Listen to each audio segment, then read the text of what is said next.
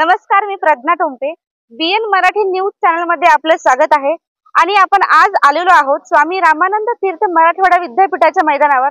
आणि या ठिकाणी समाज कल्याण विभागातर्फे विविध स्पर्धांचे आयोजन करण्यात आलेले आहेत. तर आपण पाहू शकता या ठिकाणी स्पर्धांना प्रत्यक्षात सुरुवात झालेली आहे. समाज कल्याण विभागाअंतर्गत 17 व 18 जानेवारी दरम्यान स्वारातील विद्यापीठाच्या मैदानावर समाज कल्याण आस्थापनेवरील अधिकारी व कर्मचारी यांच्या विभागीय क्रीडा स्पर्धांचे आयोजन करण्यात आले आहे. या स्पर्धेत 4 जिल्ह्यातील स्पर्धक सहभागी झाले आहेत. उपस्थित मान्यवरांच्या हस्ते कार्यक्रमाचे उद्घाटन करण्यात आले.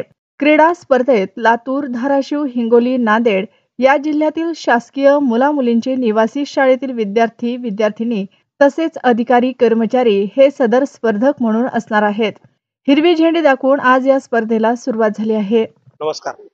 सामाजिक न्याय विभाग आणि प्रादेशिक विभाग लातूर याच्या अंतर्गत निवासी विद्यार्थ्यांच्या शाळा आहेत. यामध्ये 8 मुलांच्या शाळा आणि 6 मुलींच्या शाळा आहेत. या 14 शाळांमध्ये 2760 विद्यार्थी आमचे सहभागी आहेत. अनुसूचित जातीच्या निवासी शाळांमधल्या या विद्यार्थ्यांसाठी आम्ही विभागीय क्रीडा स्पर्धांचं आयोजन आज आणि उद्या या 2 दिवस होणार आहे. त्यामध्ये सांस्कृतिक कार्यक्रम सुद्धा आहेत आणि तदनंतर उद्या कर्मचाऱ्यांच्या सुद्धा क्रीडा स्पर्धा आहेत. नमस्कार, मी शिवानंद मिनगेरे, सहाय्यक आयुक्त समाज कल्याण नांदेड.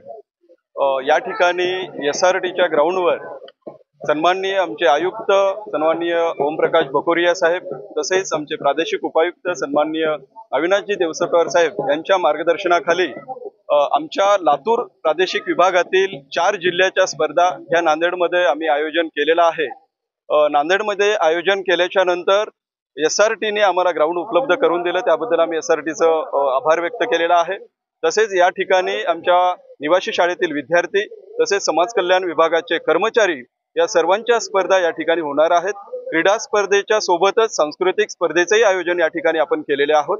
तर सर्व विद्यार्थ्यांना मी माझ्याकडून शुभेच्छा देतो आणि माननीय आयुक्त महोदय, माननीय प्रादेशिक उपायुक्त महोदय यांनी आमच्या विद्यार्थ्यांना प्रोत्साहन दिलेलं आहे, आमच्या कर्मचाऱ्यांना प्रोत्साहन दिलेलं आहे. त्याबद्दल त्यांचेही मी या ठिकाणी आभार व्यक्त करतो. धन्यवाद.